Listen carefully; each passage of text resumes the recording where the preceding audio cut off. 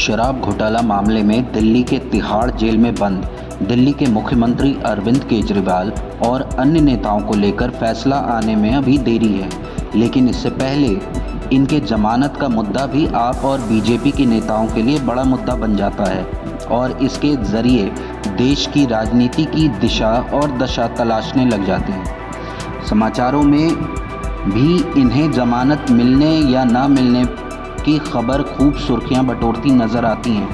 इसी क्रम में 9 अगस्त को दिल्ली शराब नीति में अनियमितताओं के मामले में सुप्रीम कोर्ट द्वारा आप नेता मनीष सिसोदिया को जमानत मिल गई। इस मामले में सिसोदिया के वकील ऋषिकेश कुमार ने कहा कि कोर्ट ने कहा है, यदि आपके पास सबूत हैं तो छेड़छाड़ का कोई मामला नहीं बनता। आपने उन्हें इतने लंबे समय तक जेल में रखा है जो जमानत के सिद्धांतों के खिलाफ है। चाहे ईडी का मामला हो या धारा 45 का, जमानत का मुख्य नियम लागू होता है।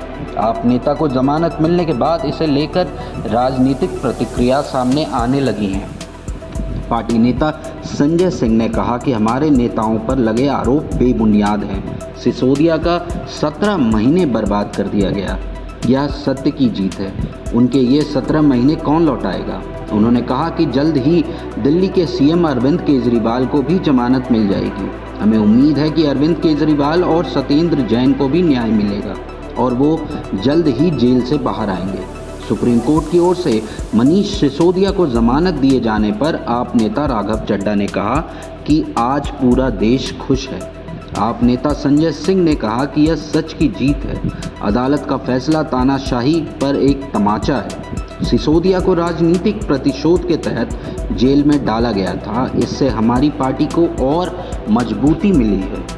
दिल्ली के मंत्री और आप नेता सौरभ भारद्वाज ने मनीष सिसोदिया को सुप्रीम कोर्ट द्वारा जमानत दिए जाने पर कहा कि कोर्ट ने इस बात पर प्रकाश डाला कि हजारों दस्तावेज हैं जिन्हें सबूत के तौर पर अदालत के सामने रखा जा रहा है और सैकड़ों गवाह हैं। त्वरित सुनवाई के अनुमान और अनुसार भी जांच एजेंसी ईडी को इस मुकदमे को पूरा करने में कई साल लगेंगे।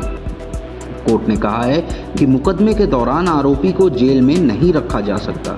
जमानत अधिकार का मामला है। सुप्रीम कोर्ट, हाई कोर्ट और ट्रायल कोर्ट से बहुत नाखुश है कि वे मूल रूप से जमानत देने में हिचकिचा रहे हैं। दिल्ली की मंत्री और आप नेता आतिशी सुप्रीम कोर्ट द्वारा आप नेता मनीष सिसोदिया को जमानत दिए जाने के बाद भावुक हो गई। उन्होंने कहा, आज सत्य की जीत हुई है। उन्हें इसलिए जेल में डाला गया क्योंकि उन्होंने गरीब बच्चों को अच्छी शिक्षा दी।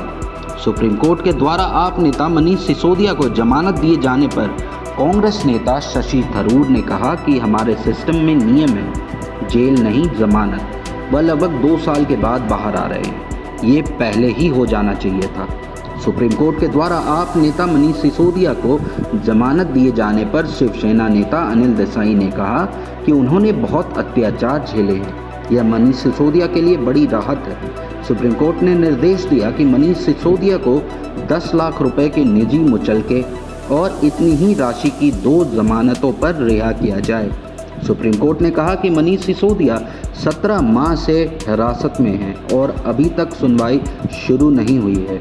इस प्रकार वे शीघ्र सुनवाई की अधिकार से वंचित हैं। सुप्रीम कोर्ट ने कहा, मनीष सिसोदिया को जमानत के लिए निचली अदालत भेजना न्याय का अपमान होगा।